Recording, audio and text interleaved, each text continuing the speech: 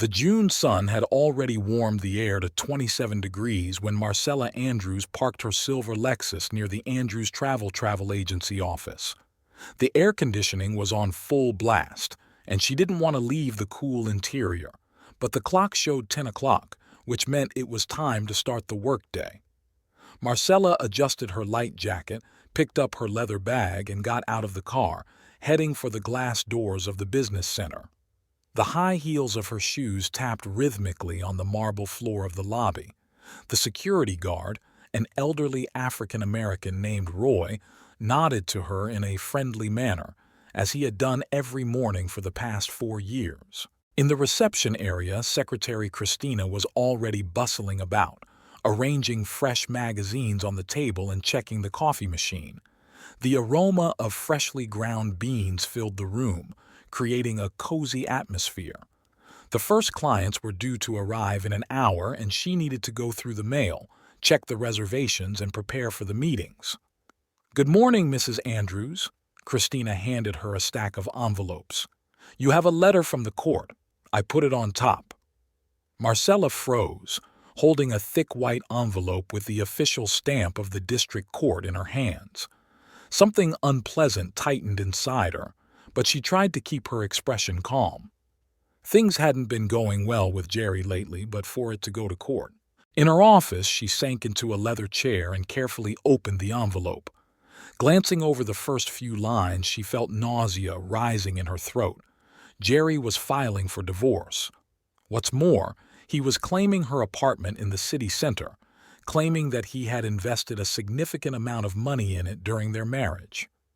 Marcella leaned back in her chair and closed her eyes. Memories came flooding back. There they were with Jerry, entering the apartment for the first time, bright, spacious, with a view of the city park. They weren't married yet, and the property had been purchased entirely with her money from the sale of her parents' house after her father's death. Jerry admired her taste in interior design and supported all her decisions about renovations, but he didn't actually invest any money. He was having some business difficulties at the time. The phone on the table rang softly, a message from Jerry. "I hope you got the documents. Let's settle this civilly." Marcella smiled wryly. He was going to take away the apartment she had bought before they met in a civilized manner? The day was starting to fall apart. She should call her lawyer, but first she needed to collect her thoughts. Marcella took a bottle of water out of her purse and took a few sips. She could hear the voices of the first clients outside the door, Christina telling them something in her melodious voice. Life went on, despite the fact that her own life had just taken a sharp turn. She opened her diary and began methodically rescheduling her appointments for other days. Today she had more important things to do. Taking out her phone, Marcella dialed her lawyer, Robert Haley. His secretary informed her that Mr. Haley would be able to see her in 2 hours. Marcella walked over to the window. Below, city life was bustling. Pedestrians hurried about their business, cars drove by, and workers from a nearby cafe set tables on the sidewalk. She caught her reflection in the glass, a slender woman of 36, with dark hair pulled back into a neat bun, wearing a strict light-colored suit. No one would have guessed that her life had just fallen apart. Returning to her desk, she opened the safe and took out a folder with documents for the apartment. Everything was in her name, the payments were made from her account, and Jerry was nowhere to be found. But something told her that he wouldn't have started this process just like that. That meant he had some kind of plan or a trump card up his sleeve. She spent the next hour and a half reviewing the documents and compiling a detailed list of all payments and expenses related to the apartment. When Christina announced over the intercom that it was time to leave for the lawyer's office, Marcella was fully prepared for the conversation. In the reception area, she ran into a couple who had come to discuss a tour of Europe. Apologizing and promising to reschedule the meeting, she referred them to her best manager. As she drove down to the parking lot, Marcella thought about how strange life was. Just 2 hours ago, she had been planning a normal workday. And now she was about to fight for her property with a person she had once trusted. It was indeed an unusual day. However, Marcella was not one to shy away from challenges.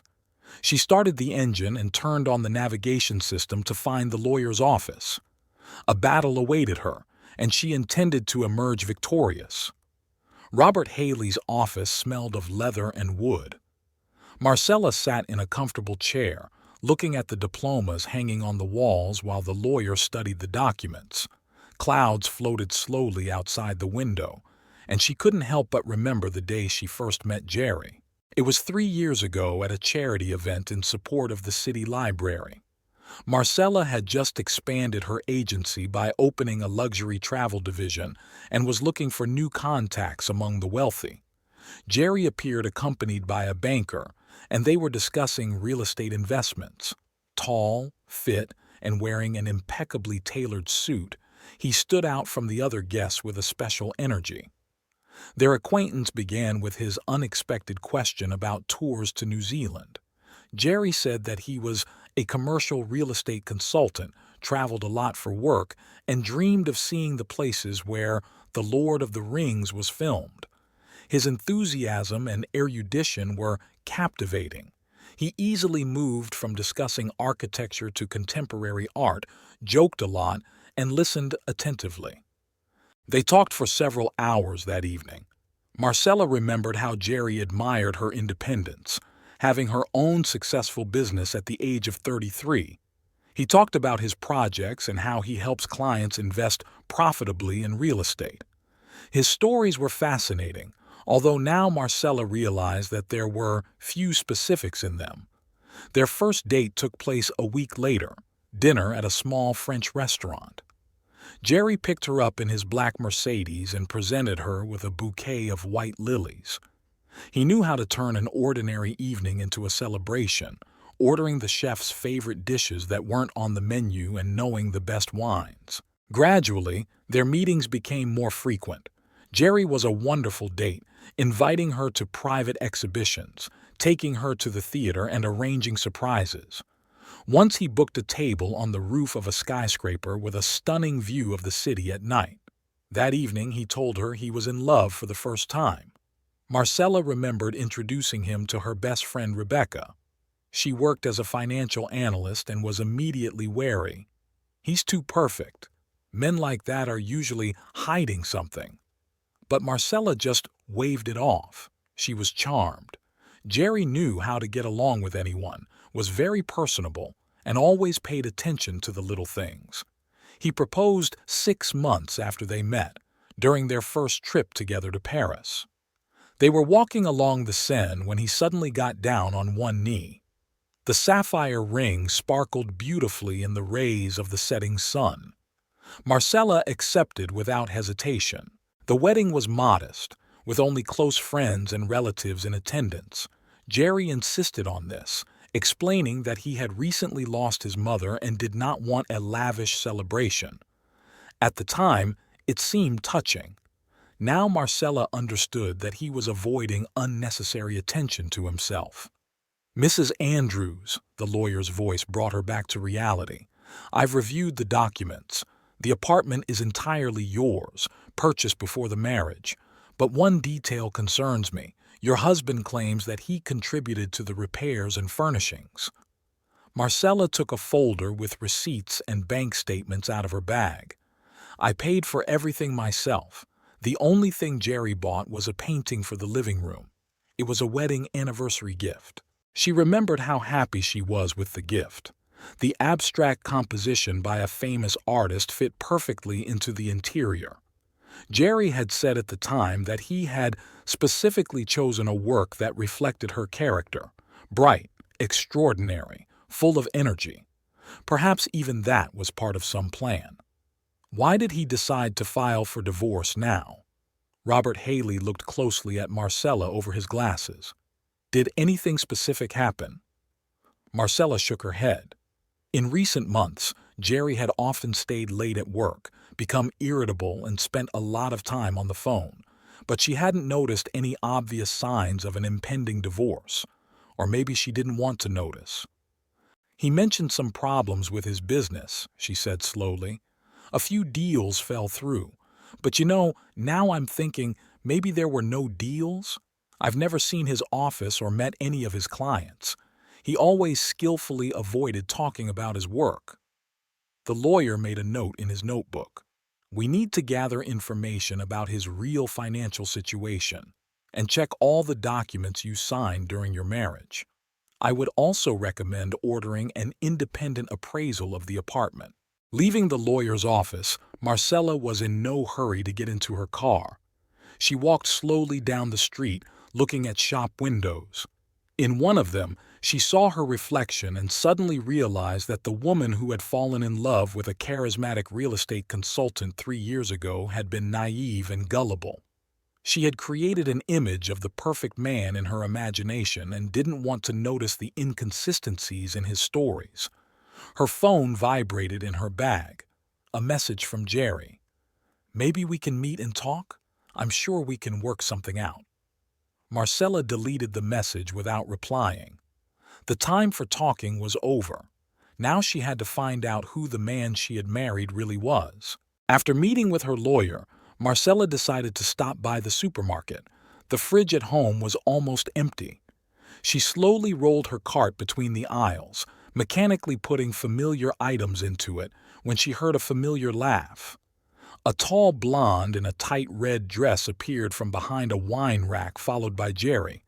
Marcella froze behind a pyramid of canned goods. The woman playfully adjusted her hair while Jerry talked excitedly, holding her by the waist. They looked absolutely happy and comfortable with each other. The blonde reached for a bottle on the top shelf, her dress riding up and revealing her slender legs. Jerry whistled approvingly. "Lila, baby, take this one instead." His voice sounded intimate and familiar. That was how he used to talk to Marcella. The woman, Lila, pouted coquettishly and let him choose another bottle. Their fingers touched, and she sighed languidly. Marcella cautiously stepped back to the next aisle. Her heart was pounding and nausea rose in her throat. She made her way to the checkout, paid for the milk and bread she had managed to put in her basket, and hurried to the exit. Once in the car, she allowed herself to breathe deeply. Her phone vibrated. A message from Rebecca. "Can we meet today? We need to talk."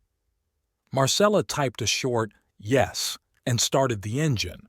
She had 3 hours before they were due to meet, so she decided to stop by her apartment to take a shower and change. Everything in the apartment reminded her of Jerry. His favorite armchair, his whiskey collection on the bar, the smell of cologne in the bathroom. Marcella mechanically gathered her husband's things scattered around the apartment into a large box: ties, cufflinks, a couple of sweaters, a forgotten electric razor. She put his documents from the drawer in the hallway in the same box. Among the papers, she found a worn notebook.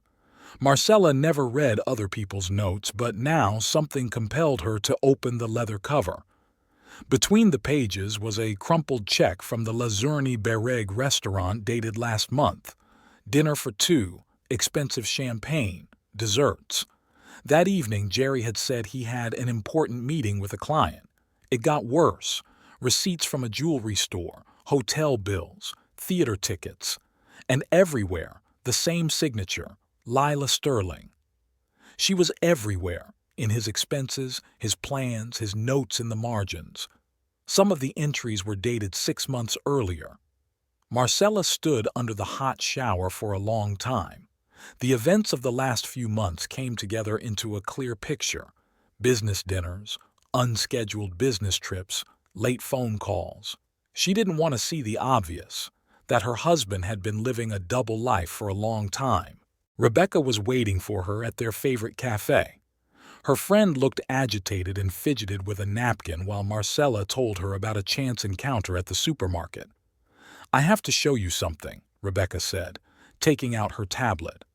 "Remember you asked me to check Jerry's financial situation. I dug around in the databases. His consulting firm only exists on paper, but I found something interesting." A photo from a social event appeared on the screen. Jerry, in a tuxedo, was standing next to a stunning blonde in an evening gown. It was Lila from the supermarket.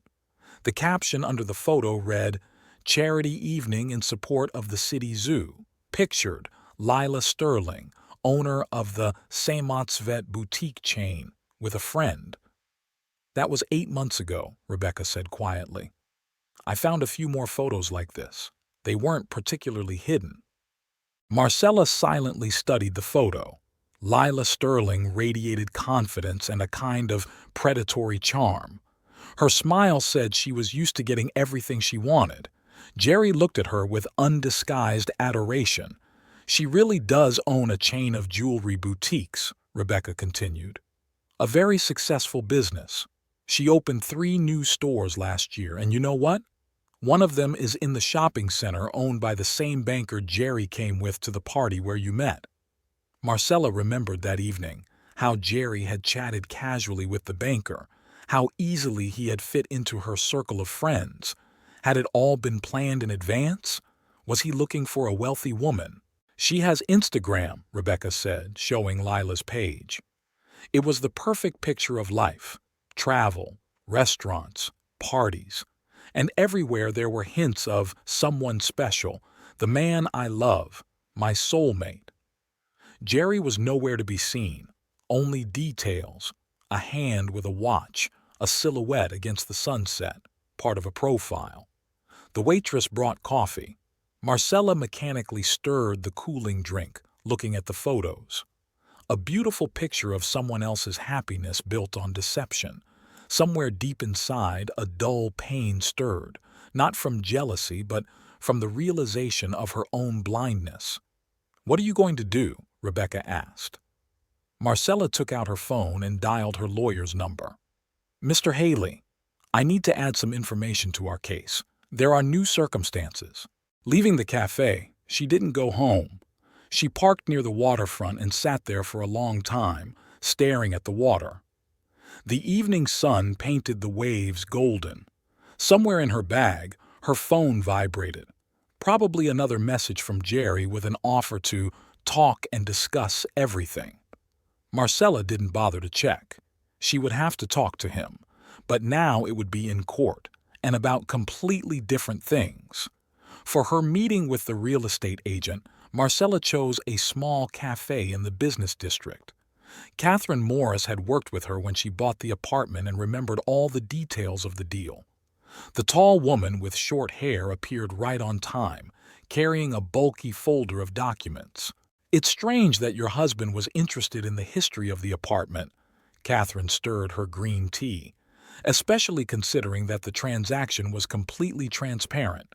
He came to the office last week, asked about the previous owners, and requested to see the archival documents." Marcella put down her fork. Her appetite had disappeared. Jerry had never been interested in real estate unless it was related to his work, and now he suddenly decided to dig into the history of their apartment. Did he ask specific questions? Quite specific.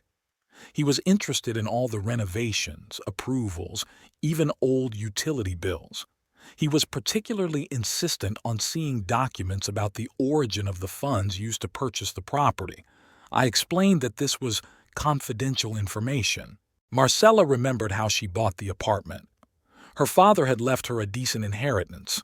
He had worked as a surgeon all his life and had invested wisely in a medical clinic. All the documents were in order, and the origin of the funds was completely legal. What was Jerry trying to find? He was also interested in the apartment's appraisal, Catherine continued. Not the current market value, but the price at the time of purchase. He asked if the deal had been made at a reduced price. At the next table, a young couple was enthusiastically discussing their upcoming vacation. Their carefree voices contrasted strangely with the anxious conversation. Marcella mechanically ran her finger around the rim of her fogged-up glass of water. "You know, there was something nervous about his behavior." Catherine lowered her voice. "He was trying to act casual, but he was clearly nervous, and he was constantly answering messages on his phone." Marcella took out her phone and opened her calendar. Last week was when Jerry canceled their traditional dinner at a restaurant, citing an urgent meeting with a client. Now it was clear where he was rushing to. I have copies of all the documents. Catherine took several files out of a folder. I dug up the archives when your husband started asking strange questions. Here's the purchase agreement, the renovation documents, the approvals from the management company. Everything is completely above board. Marcella leafed through the papers. Every document was signed, stamped, and certified. There were no loopholes to contest the deal. But why did Jerry decide to dig into the apartment in the first place? After his visit, I called a couple of agencies. Catherine took a sip of tea. He consulted with them about real estate appraisals. Apparently, he was looking for an expert for the court. A recent conversation came to mind. Jerry had complained about financial problems and hinted at deals that had fallen through. At the time, she hadn't thought much of it, but he had been methodically laying the groundwork. Thanks, Catherine, Marcella began, gathering her documents. You've been very helpful, and thank you for letting me know about his visit. You know, in our business, it's not often you come across such a clean deal, the real estate agent smiled. I remember how happy you were with this apartment. Don't let anyone take it away from you. Leaving the cafe, Marcella was in no hurry to get into her car. She walked slowly down the street, looking at the shop windows. In one of them, she saw a reflection. Jerry was quickly crossing the street, heading toward the bank building. Marcella instinctively stepped back into the shadow of the awning. Jerry came out of the bank half an hour later, glancing through some papers as he walked. He looked dissatisfied, constantly adjusting his tie, a sure sign of irritation. At the traffic lights, he was joined by a striking blonde woman, Lila. They spoke briefly, then got into her white BMW and drove away. Marcella took out her phone and dialed her lawyer's number. Mr. Haley? I think my husband is up to something with the apartment documents. We need to meet. Later, sitting in her office at the agency, she methodically compiled a list of all the strange things Jerry had done over the past few months. Late-night phone calls, sudden business trips, meetings with unknown clients. Everything pointed to the fact that he had been preparing for decisive action for a long time. But why now? And what role did Lila play in all this? The phone rang quietly, a message from Rebecca. Found something interesting about your husband's finances. Need to meet. Marcella replied with a short, "Okay," and returned to studying the documents. Something told her that this was only the beginning of a big game, the rules of which she had yet to learn. It turned out that finding out something about her own husband's past was not so easy. Marcella sat in the dimly lit office of Private Detective Harvey Donovan and looked at the meager results of a week-long investigation.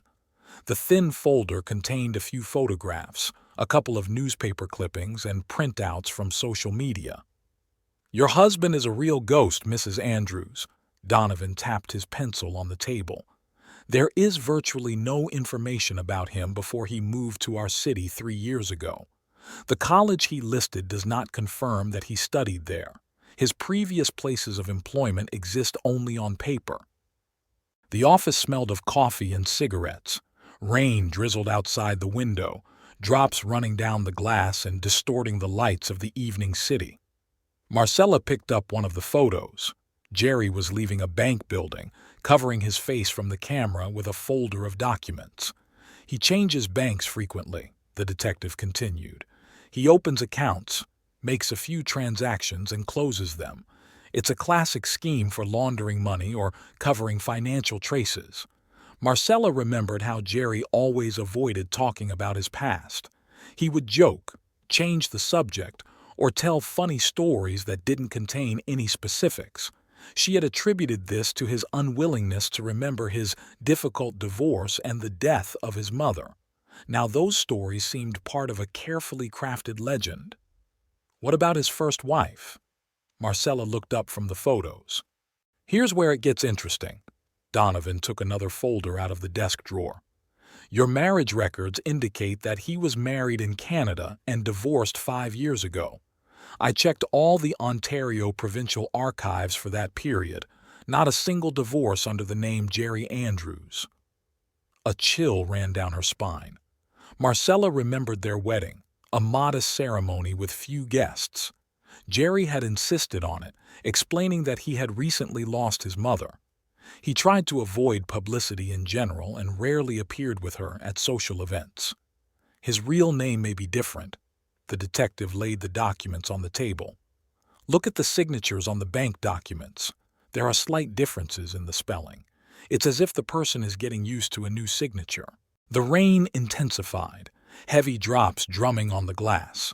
In the dim light of the office, the atmosphere seemed almost cinematic. A private detective, a mysterious past, fake documents. Only this wasn't a game. It was her real life. "What else did you find?" "His current girlfriend, Lila Sterling." Donovan took out some recent photos. "She really does have a chain of jewelry stores. But there's a catch. She acquired most of her capital about a year ago. Before that, the boutiques were barely making ends meet. In the photos, Lila was leaving an expensive spa, getting into a brand new BMW, and dining at a restaurant with some men in expensive suits. Her makeup was flawless. She was wearing designer clothes, and she walked with the confident gait of someone accustomed to success. Her business started to flourish around the same time your husband started having money problems," the detective said, raising an eyebrow meaningfully. "Coincidence?" Marcella remembered how, a few months ago, Jerry had complained about financial difficulties. He asked to borrow a large sum of money for some kind of deal. She refused. Her habit of conducting business transparently did not allow her to get involved in dubious projects. "I have another lead." Donovan took out a worn envelope. "I found someone who may know the real story about your husband. He worked at a bank in Vancouver, where the divorce allegedly took place. He's willing to talk, but only in person." The sign of a Chinese restaurant flashed outside the window, momentarily lighting up the office in red. Marcella glanced at her watch. It was almost midnight. It had been a long day, but the investigation was just beginning. "How long will it take to arrange a meeting?" "A couple of days, but I must warn you, it could be dangerous. Your husband is clearly hiding something, and he's unlikely to be pleased if you start digging into his past." Marcella gathered the photos and documents into her bag. The rain had eased a little, turning into a light drizzle. The air was fresh and smelled of wet asphalt. She walked to her car, going over the events of the last few years in her mind. A beautiful romance with a charismatic businessman, a whirlwind relationship, a wedding. Everything had seemed so right and natural. But now, looking back, she could see how skillfully Jerry had orchestrated the whole thing. Every step had been calculated, every detail thought out. Jerry's desk in his office was perfectly organized. Not a single piece of paper out of place, all the documents neatly arranged in folders. Marcella slowly pulled out the desk drawers one by one. She found the key by accident. It fell out of her husband's jacket pocket when she was packing his things. In the bottom drawer lay a worn brown folder with no label. Inside was a marriage certificate issued in a small town near Vancouver, Jerry Andrews and Ann Vanderholt. The date was 7 years ago. Marcella leafed through the documents: joint bank accounts, a mortgage agreement, insurance policies. A photograph fell out of an envelope glued to the inside of the folder. A young woman with red hair was smiling at the camera, holding a bouquet of wildflowers. Jerry stood next to her, younger, with long hair, wearing jeans and a plaid shirt. They looked absolutely happy. On the back of the photo was written, "Our wedding, Port Moody." Marcella turned the photo back over. Anne was beautiful, not the polished, doll-like beauty of Lila, but a sunny, natural beauty. She smiled so sincerely that it hurt. There were other photos in the folder, trips they had taken together, holidays, simple moments at home. Jerry looked completely different in them. Relaxed, real, without expensive suits and immaculate hairstyles, without the mask of a successful businessman. Among the documents, she found an old envelope with letters. Marcella opened the first one. The handwriting was sweeping and emotional. Anne wrote about how much she missed him, how she was waiting for her husband to return from his business trip, how she was going to surprise him when he arrived. The last letter was cut off mid-sentence. Receipts for a motel room on the outskirts of Vancouver, bar bills, restaurant checks, always for two, and the dates, all the time Jerry was supposedly doing business in another city. Marcella put the documents back in the folder. Her hands were shaking slightly. In the box of documents, she found another envelope, official papers from the court, but not about a divorce. Anne had filed a missing person report for her husband. Jerry had simply disappeared. He hadn't returned from another business trip, stopped answering his phone, and closed all his accounts. The police found no trace of him. Marcella leaned back in her chair, trying to make sense of her discovery. So Jerry hadn't just lied about the divorce. He had staged his own disappearance. He had abandoned the wife he had lived with for 3 years and started a new life in another city. He had created a new identity, a new history. Her phone vibrated on the table, a message from Jerry. "I'm running late for a meeting. Don't wait up for dinner." Marcella looked at the screen with a kind of detached interest. I wonder if Lila knows about his past, or did he make up a nice story about a difficult divorce and the loss of loved ones for her too? The doorbell rang. Marcella started hurriedly gathering her documents. A courier stood at the door with a large envelope. "Mrs. Andrews, urgent delivery." Inside were the results of a private investigator's search, printouts from social media, photos, newspaper clippings. Donovan had found a lead on Anne. She lived in a small town near Vancouver and taught at a local school. She had never filed for divorce. Apparently, she was still hoping to find out the truth about her husband's disappearance. In the last photo, she was standing on the school porch, still smiling brightly, only her red hair was streaked with gray. Marcella carefully folded the documents into her bag. She took out her phone and found the lawyer's number. "Mr. Haley, I think I found something interesting. Could you check a marriage registered in Canada?" Dusk was falling outside the window. The lights were coming on in the house across the street. People were coming home from work, making dinner, living their ordinary lives.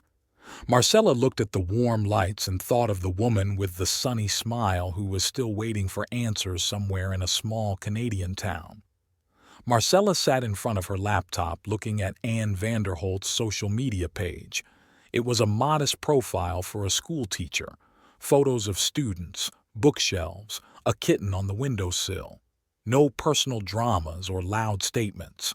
Under marital status, it simply said married. The cursor hovered over the send message button. What could she write to a woman who still considered herself your husband's wife? Marcella took a sip of her cold coffee and began to type. "Hello, Anne. I need to talk to you about Jerry Andrews." The reply came a few minutes later. "Who are you?" 2 simple words that hinted at a whole range of emotions. "I'm the one who also fell for his lies. Can we talk?" A video call window appeared on the screen. Marcella smoothed her hair and accepted the call. The woman from the photos was looking at her, a little older with a light network of wrinkles around her eyes, but still with the same sunny smile. Only now that smile seemed a little tired. "You're his new wife," she said, not as a question but as a statement. Anne spoke with a slight Canadian accent. "Technically, no. Our marriage is invalid because he's still married to you." Anne smiled grimly. "And I thought I was going crazy. All these years I've been looking for him, hiring detectives, writing to the police, and he just started a new life in another city." Behind Anne, she could see a cozy study with bookshelves, an antique rocking chair, and a ginger kitten dozing on the windowsill. It was an ordinary home belonging to an ordinary person whose life had once fallen apart. "Tell me about him," Marcella asked. What was he like back then? Different. When we met, he worked for a travel agency. He led hiking tours and organized river rafting trips. He was always outdoors, always on the go. No suits or business meetings. Marcella remembered the photos from the folder she had found. Jerry in worn jeans with a backpack on his shoulders. Not at all like the slick businessman she knew. What happened then? He started to change. He had some new acquaintances, shady business deals. He talked about big money, about how we would live, and then he just disappeared. He said he was going to a meeting in Vancouver, and that was it. His phone was turned off. His accounts were closed. A school bell rang in the background. Anne frowned. I have class right now, but we can talk later. Tell me what you know about him. Marcella nodded. Of course. Anne? Thank you for talking to me. You know, all these years I've been living in a fog. I couldn't get divorced or start a new life. I was waiting for an explanation. And now, finally, I have some clarity, even if it's this kind of clarity. The screen went blank. Marcella leaned back in her chair and stared out the window. A light rain was falling outside, and passers-by hurried about their business, sheltering under umbrellas. Somewhere out there in the city was Jerry, perhaps in Lila's company, perhaps already making plans for a new life. The phone buzzed softly, a message from Anne. I found some old documents. It looks like he was trying to claim my property back then too. Is history repeating itself? A photo followed, a lawsuit almost identical to the one Marcella had received. The doorbell rang. A courier was standing on the doorstep with another folder from Detective Donovan. Inside were new details about Jerry's past life, witness statements, bank statements, the story of a man who changed identities like gloves. Marcella took out her phone and dialed Anne's number. It was time to make a plan. After all, they had a lot in common. They had both fallen into a web of beautiful lies. But now the truth was beginning to surface. Vancouver greeted Marcella with pouring rain and a damp wind from the ocean. The small cafe on the outskirts of town where they had agreed to meet Anne turned out to be unexpectedly cozy, with worn leather sofas and the smell of fresh pastries. Anne sat by the window, absent-mindedly stirring her tea. Up close, she looked younger than in the photos. Perhaps it was the soft lighting, or maybe it was because her life had finally become clear. I want to tell you everything from the beginning, Anne said, pushing her cup away. Maybe it will help you understand what he's up to now. The story began 7 years ago at a tourist camp on the shore of a lake. Anne worked there as a rock climbing instructor, and Jerry had just started as a guide. He charmed everyone with his stories of his travels and his ability to find common ground with anyone, especially wealthy clients. He had a special gift for winning people over. Anne smiled at the memory. You know, such sincere interest, attention to detail. He remembered all the clients' birthdays, their hobbies, their problems. People trusted him. Their romance developed rapidly. Hikes under the stars, songs around the campfire, shared dreams of starting their own travel business. 3 months later, they were married in a simple ceremony on the shore of a lake, attended only by close friends and colleagues. The first year was like a fairy tale, Anne said, taking an old photo album out of her bag. We bought a small house and got a dog. Jerry led groups into the mountains and I taught at a school. Everything was simple and straightforward. The photos show the young couple against a backdrop of snow-capped mountains, cozy evenings at home, and hikes with friends. Jerry looked completely different, open, lively, real, without the mask of a successful businessman and a cold smile. And then he met Victor. Anne turned the page. A wealthy client looking for a place to build a mountain resort. Jerry was supposed to show him around. He came back a different man, talking only about big money, investments, how we were going to get rich. The next photos showed the changes. Jerry in a suit at business meetings, with new partners in expensive restaurants. Hiking and evenings around the campfire were a thing of the past. Now there were only business plans and talk of promising deals. He started missing meetings and coming home late. He said that everything would work out soon, that we just needed to be patient. And then he asked me to transfer the house to his name, supposedly for some important deal. Anne refused. The house had been left to her by her parents, and she didn't want to risk the family inheritance. Jerry was angry, talking about mistrust, about how she didn't believe in his abilities, and a week later, he just disappeared. The last time I saw him was in the morning. He was leaving for a meeting in Vancouver. He kissed me and said he'd be back in the evening. That was it. His phone is off. His accounts are empty. It's as if he never existed. Outside, the rain intensified, running down the window in muddy streams. Anne closed the album and ran her hand over the worn cover. The police looked for him, but to no avail. Victor disappeared too. It turned out there was no resort planned. They were just looking for places to hide the stolen goods. Jerry helped them organize a smuggling scheme through tourist routes. Marcella listened silently, noting familiar details, the ability to gain trust, an interest in other people's property, sudden disappearances. The scheme had been perfected over the years. You know what's strange? Anne looked out the window. I still remember him as he really was. That guy from the tourist camp with a backpack on his shoulders and dreams of mountain trails. Sometimes I think maybe that Jerry was the real him, but then something broke. The waitress brought fresh tea. The cafe was quiet except for the sound of rain outside the window and soft music playing in the background. The two women sat across from each other, connected by the story of a man who knew how to lie beautifully. "Why didn't you file for divorce?" Marcella asked. "At first, I waited for an explanation. Then I wanted at least the truth about what happened. And now I just want him to stop ruining other people's lives." Robert Haley's office was buried in documents. Folders with case files, bank statements, photographs, and expert reports were piled high on the massive mahogany desk. Marcella sat in a leather chair, sorting through another stack of papers, evidence of her sole right to the apartment. Anne, who had flown in from Vancouver with her own archive, marriage certificate, house documents, police reports on Jerry's disappearance, sat next to her. Her presence in the city was kept a closely guarded secret. She was staying in a small hotel on the outskirts. "So, let's go over the timeline again." Haley laid out the documents in strict order.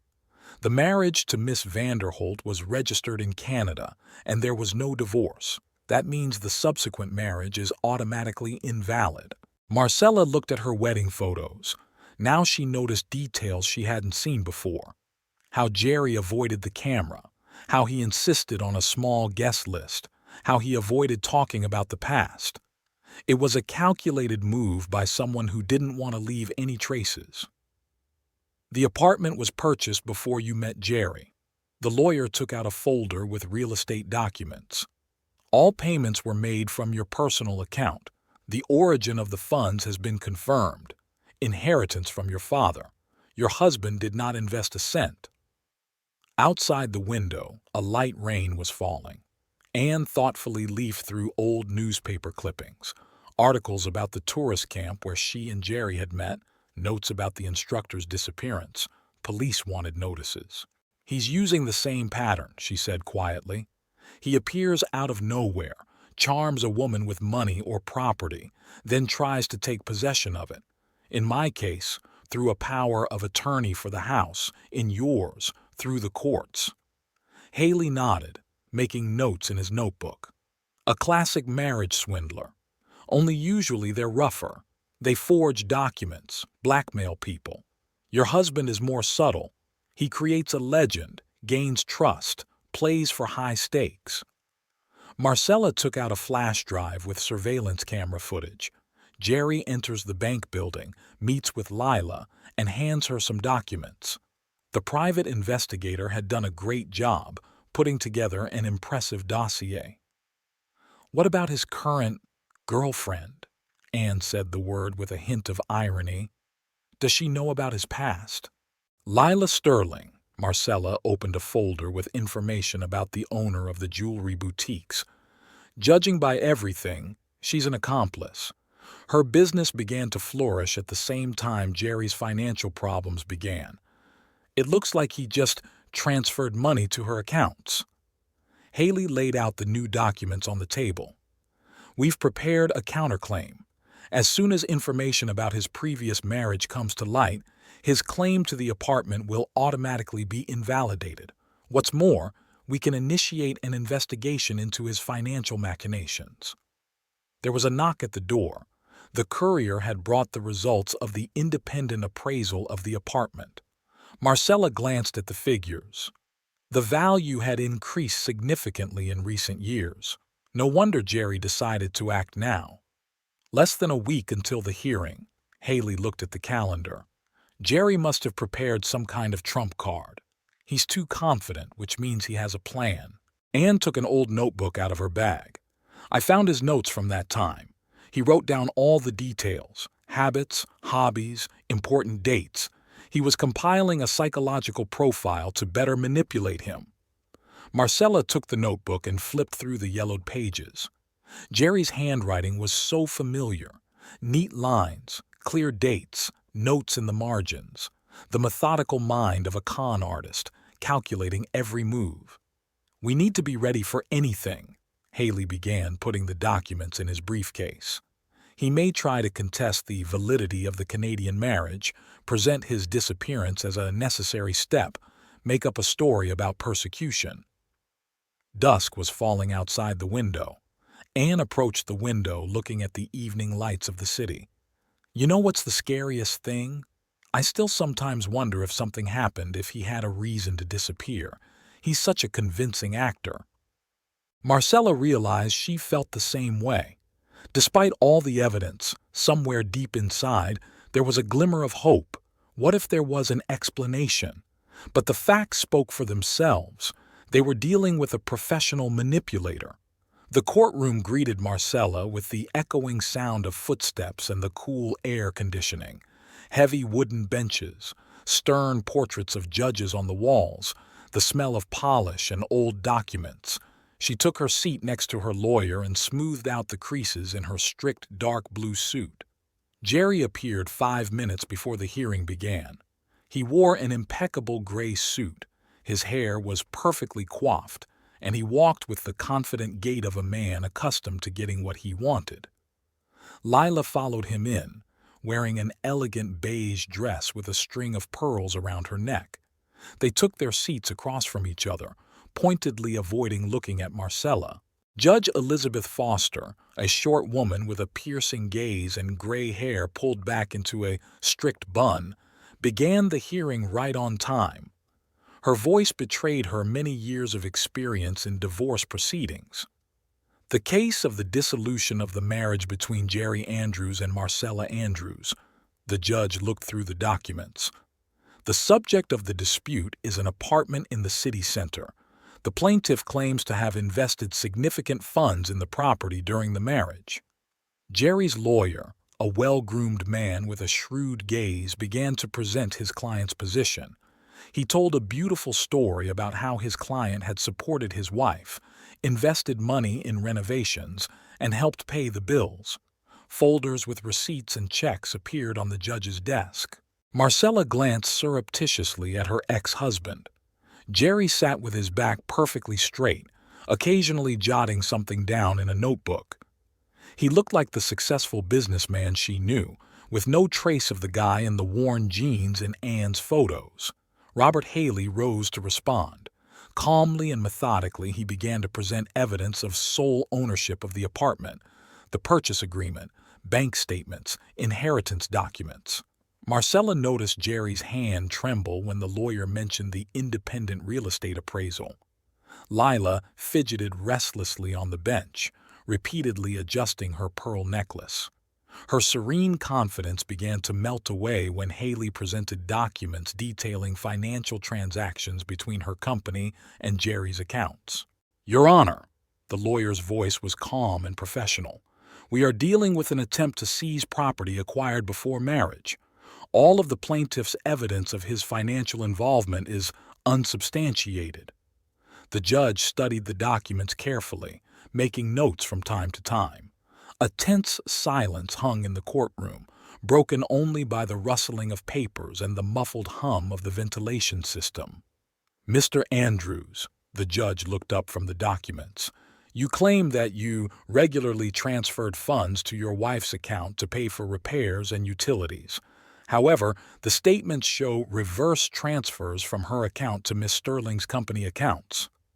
Jerry leaned forward slightly. "Your Honor, these were business transactions. I was advising Miss Sterling on real estate matters and helping her expand her business." "And that's why you lived in your wife's apartment without having your own place?" The judge's voice took on an ironic tone. "With your stated income, that seems strange." Lila nervously fiddled with her purse. Her flawless makeup couldn't hide her growing anxiety. Marcella caught her gaze, confused, almost frightened. It seemed that not everything was going according to plan. "Your Honor," Haley stood up again, "we have another important witness. With your permission, we would like to invite him to the next hearing."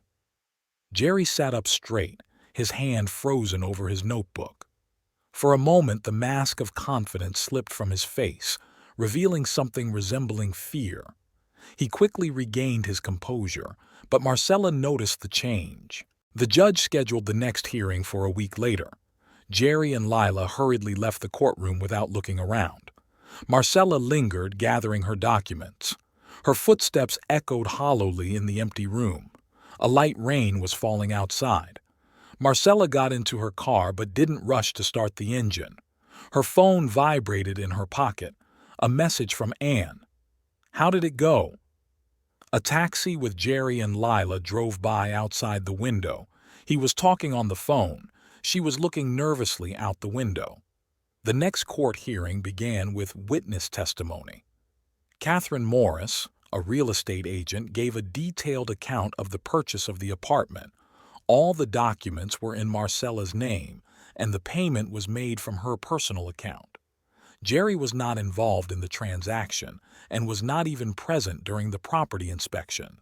"Mr. Andrews showed up later when the renovations were already complete," Catherine said calmly and confidently.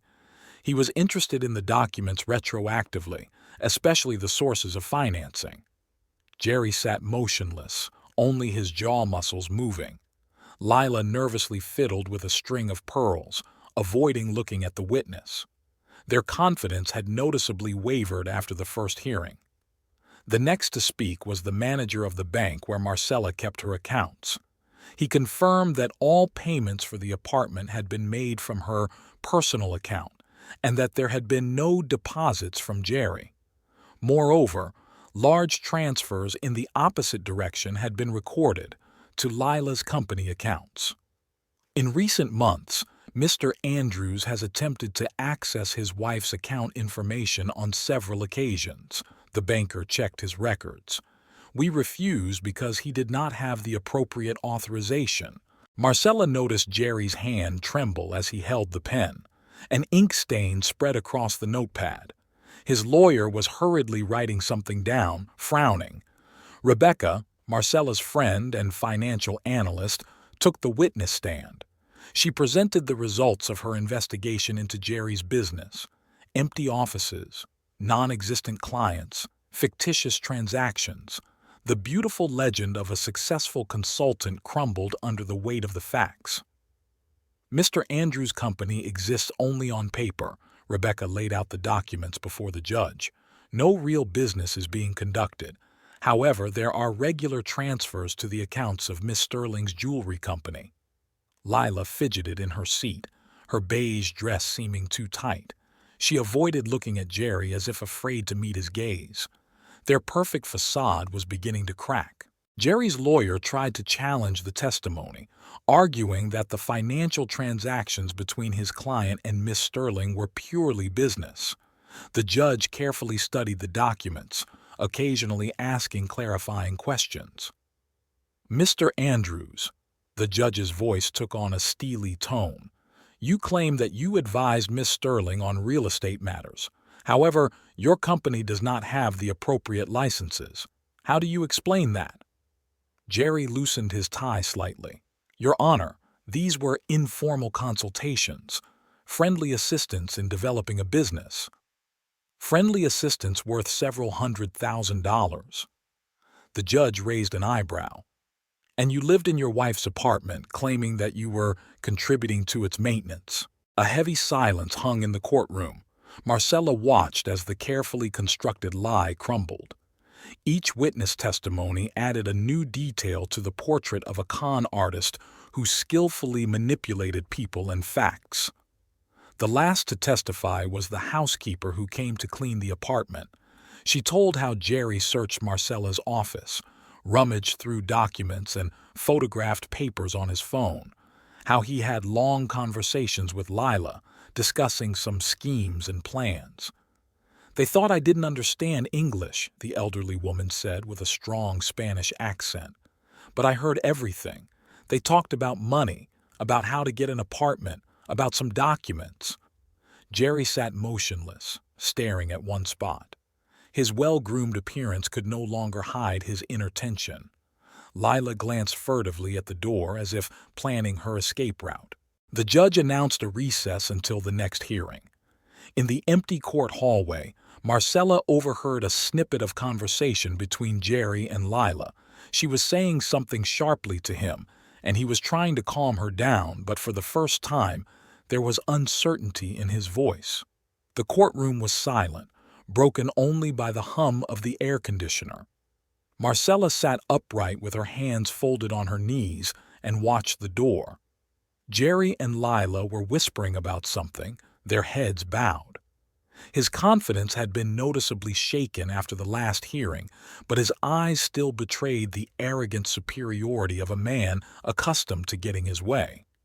Judge Elizabeth Foster was reviewing documents, occasionally making notes in her notebook. It seemed as if everyone in the courtroom was waiting for something, or someone. Your Honor, Robert Haley rose from his seat. The defense would like to call its last witness, Mrs. Ann Vanderholt. The door opened and Ann entered the courtroom. Her red hair was pulled back into a neat bun, and her austere dark suit accentuated her fragile figure. She moved calmly and confidently, but Marcella noticed her fingers trembling as she clutched the folder of documents. Jerry straightened up abruptly as if he had been struck by an electric current. The color drained from his face, leaving him deathly pale. Lila looked from him to Ann in confusion, clearly not understanding what was happening. Please introduce yourself. The judge's voice was calm and professional.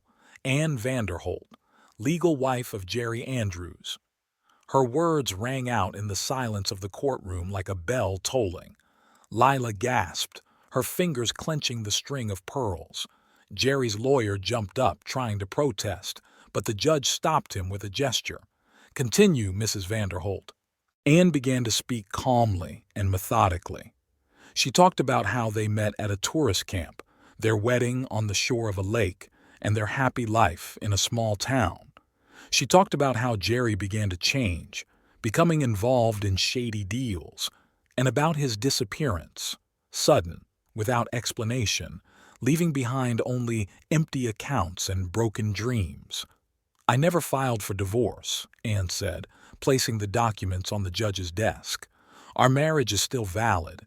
Jerry just disappeared, and a few months later, as I now know, he showed up in this town with a new identity and a new story. Marcella saw Lila slowly move away from Jerry, her expression changing from bewilderment to understanding, from understanding to horror. Jerry himself sat motionless, staring straight ahead. I have all the documents, Ann continued. The marriage certificate, bank statements, police reports of his disappearance. And this isn't the first time he's tried to take possession of someone else's property. He tried to do the same thing with my house, which I inherited from my parents. The judge carefully studied the documents presented. The courtroom was so quiet that the ticking of the wall clock could be heard. Mr. Andrews, the judge's voice was icy. Do you have anything to say? Jerry slowly stood up. His face was a mask, but his hands were visibly shaking. Your Honor, this is some kind of mistake. I don't know this woman. Really? Anne took a photo out of her folder. Then how do you explain this? Our wedding, Jerry, on the shore of Lake Okanagan. You insisted on a simple ceremony, remember? Just close friends and colleagues from the camp. Lila suddenly stood up, clutching her purse. I have to go. Her heels clicked loudly on the parquet floor as she hurried toward the exit. The judge silently shuffled through the documents for a moment. Then she looked up at Jerry. I think the police will be interested in this case. Marriage fraud is a serious crime. Marcella watched as the carefully constructed lie crumbled. The man she had considered her husband turned out to be a professional con artist, skilled at manipulating the feelings and trust of others, and now his mask had finally cracked, revealing his true face. In the empty courtroom corridor, footsteps echoed hollowly. Marcella sat on a wooden bench, watching as the police led Jerry to the exit. His perfectly ironed suit was rumpled, his tie was askew, and his eyes had a distant expression. Lila stood by the window, nervously wringing a handkerchief in her hands. Her flawless makeup was smeared with tears and her pearl necklace was broken, several beads rolling under the bench. The investigator patiently wrote down her confused statements about financial transactions and suspicious deals. Anne was talking to a lawyer in the far corner of the hallway. Her red hair caught the sunlight from the window, flashing gold for a moment. She looked both exhausted and relieved, as if she had finally lifted a heavy burden from her shoulders. I need to make a statement. Lila suddenly moved away from the window. About how he used my business to launder money. I didn't know. I didn't understand the scale of it. The investigator nodded, opening a new page in his notebook. His eyes betrayed his professional curiosity. It seemed that the case was more serious than a simple marriage scam. Marcella remembered the first time she saw Layla in the supermarket. Confident, radiant, in love. Now she was standing before her, a confused woman who had realized that she too had fallen victim to a beautiful lie. His real name isn't even Jerry, Anne said quietly, moving closer. His Canadian documents list him as Gerald Andrews Jr., and before that, he used other names. Journalists attracted by the unusual case entered the courthouse. Their cameras and microphones seemed out of place in the austere setting of the courtroom hallway. Marcella quickly turned away. Publicity was the last thing she wanted. Robert Haley was giving instructions to his assistants, preparing documents for the police. The story turned out to be more complicated than a simple divorce case. Now, they had to untangle a web of financial machinations and fraud. You know what's strange? Anne sat down next to Marcella. I'm almost grateful to him. If it weren't for his greed, his attempt to take your apartment, we would never have known the truth. Outside, a light rain was falling. People hurried about their business, unaware of the drama unfolding inside the courthouse. Marcella watched the passers-by and thought about how skillfully Jerry had played his roles: the caring husband, the successful businessman, the reliable partner. I'm sorry about your jewelry, she said, turning to Lila, who was still standing by the window. I'm sure it meant a lot to you. It was part of his plan, Lila smiled bitterly. Expensive gifts, nice gestures, all so that I would let him control my accounts. Another investigator appeared in the hallway, holding a folder of documents. He whispered something to his colleague, then approached Lila. Miss Sterling, we need to review all of your company's transactions for the past year. Marcella watched as Lila's ostentatious luxury melted away. Her expensive dress was wrinkled, her makeup smudged, her perfect hairstyle disheveled. The masks fell away, revealing the reality. They were all pawns in someone else's game. Anne took an old photograph out of her bag, the one from the wedding by the lake. Jerry was smiling at the camera, young and carefree. He looked nothing like the man who had just been led away in handcuffs. "I wonder who he really is," Marcella asked quietly. "The guy from the tourist camp or the one we've known for the last few years?" "Maybe neither," Anne said, putting the photo away. "Just a man who learned to be what others want to see." The first spring flowers were blooming in the park by the lake. Marcella sat on a bench, watching the morning sun play on the water. Business was booming. After the Jerry affair, she had thrown herself into her work, opened a second office in the business center, and launched a luxury tour division. Her phone vibrated. A message from Anne. She had returned to teaching in Canada, but they kept in touch. The red-haired teacher had finally finalized her divorce and seemed to have started dating a fellow historian. Her letters no longer conveyed the hidden pain they had before. The latest news about Jerry came from the police. His case had been sent to court. The investigation had uncovered a whole series of frauds in different cities. It turned out that the story with Marcella and Anne was only part of a larger scheme. A serious prison sentence awaited him. Lila unexpectedly showed business acumen. After Jerry's arrest, she completely overhauled the company's policies and cleaned up all the shady deals. Her jewelry boutiques were now operating entirely legally, albeit on a smaller scale. In a cafe across the street from the park, Marcella noticed a familiar figure. Lila was sitting at a table by the window looking through some documents. They sometimes crossed paths in town, exchanging reserved nods. It was a strange reminder of the past that both preferred not to dwell on. The spring wind played with the fallen cherry blossom petals. Marcella took a folder of documents out of her bag, a draft of a new tourist route through Japan. Work helped her not think about how easily she had allowed herself to be deceived. In the mailbox at home was a letter from the court, official confirmation of the annulment of her marriage to Jerry. A plain envelope with an official stamp, putting an end to a story that had begun 3 years ago at a charity event. Her phone vibrated again. This time it was Rebecca calling. After the Jerry affair, their friendship had grown stronger. Her friend had been right in her suspicions, although Marcella hadn't wanted to listen to her at the time. "Let's meet for lunch? I want to show you an interesting investment project." Rebecca's voice sounded conspiratorial. Marcella smiled. "Only if there are no tall tales about quick profits." A year ago, she would have believed in fairy tales about easy money. Now, any business proposal was carefully scrutinized. Experience had taught her to look beyond the facade of beautiful promises. The park was getting crowded. Young mothers with strollers, elderly couples out for their morning walk, office workers rushing to work. It was ordinary city life, with no place for fairy tales about princes in expensive suits. Marcella got up from the bench and straightened her business suit. A new day awaited her, with new meetings and new projects. Life went on, perhaps less romantic, but real. In her bag was an old photo album, the one with her wedding photos with Jerry. She was going to give it to the police. Perhaps there would be clues for other cases. The beautiful picture of a happy couple no longer caused her pain, only a slight surprise at how skillfully an illusion could be created. The spring sun was rising over the city.